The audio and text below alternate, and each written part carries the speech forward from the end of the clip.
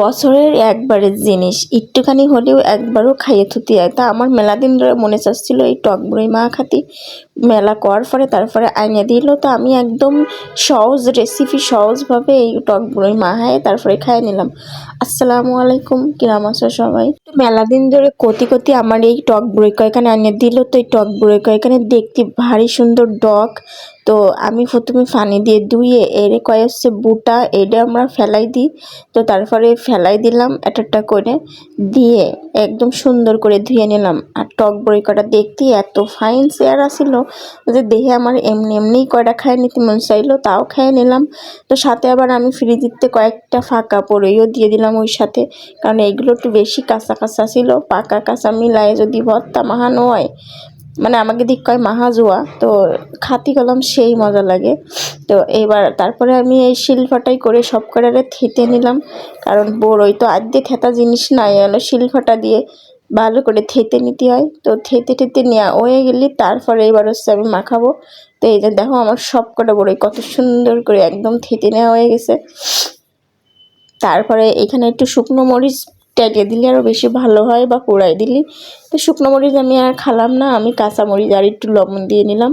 এইখানে যদি বাড়ি থাকতাম তারও মেলা কিছু দিতাম, মনে করো একটু লেবুর পাতা দিতাম, রসুনের কোয়া দিতাম, তারপরে হচ্ছে গিয়ে আরও যাই হোক একটু ওই পেঁয়াজের কালিমালি মেলা কিছু দেওয়া যায়। কিন্তু আমি আর অত কিছু দিতে গেলাম না, এই শুধু কাঁচামরিচ লবণ আর এই বড়ই দিয়ে মাহায় নিলাম। তো এইখানে আবার অনেকে এসে কতি হবে না যে হলো রোজা রমজান মাস আপনি তাও খাচ্ছেন, এটা হলো রোজা রমজান মাসের আগের ভিডিও, সেটাও করে দিলাম। কারণ কি তোমরা তো মানুষের পিছনে কথা কতি একদম তোমাকে কোনো টাকা পয়সা লাগে না, তো তাই ইচ্ছা মতো তোমরা করে ফেলো।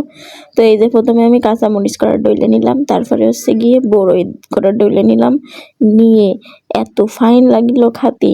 তো এখানে যদি আরও একটু রসুন টসুন দেওয়া তো ভালো হতো, লেবুর পাতা দিলে একটু সুন্দর ঘ্রাণ বেরোতো, কিন্তু শহরে আর লেবুর পাতা কই পাবো, এই জন্যে আর দিই নাই। তো আমার তো দেরি হয় না, এই জন্যে আমি এই যে কাঁচামরিচ আর হচ্ছে বড়ই দিয়ে একটু খাই দেখছিলাম যে আসলেই কিরম মজা হয়েছে। তো আসলেই কিন্তু ফাইন মজা হয়েছিল। আর বছরের একটা জিনিস মনে করো যে যা একবারই হয়, তা এরকম একটু অর্ধেক খায় ধরতে হয়, এটা হলো মুরব্বিকে কথা। তো তারপর আমি এই যে গামলায় উঠে নিলাম, নেওয়ার পরে দেখি কি আল্লাহ জাল কমে গেছে, তাই ফিরে আবার একটা জাল দিয়ে একটু খানিকটা লবণ দিয়ে আবারও ফাইন করে মেখে নিলাম। তো আসলে এই মাখাটা মেলা বেশি মজা হইলো, তবে সবাই মিলে যদি খাতে পারতাম তাহলে আরও বেশি মজা হতো। তাই আমি আবার একটু দেখাচ্ছিলাম, এই যে দেখো কিরাম হয়েছে। তো বড়ই মাখার কিন্তু আটি করে খাতে বেশি মজা লাগে। তোমরা খিটা কি মানে জানো তো আমি জানি না, তবে একটু খাই দেখবা, বড়ই মাখার আটি খাতে বেশি মজা লাগে আমার কাছে। তো এই যে এখানে আবার একটু রাখে দিচ্ছিলাম একজনের জন্য, আর বাকিটুকুনি আমি এখন খাই নেব। তো আসলেই কিন্তু মজা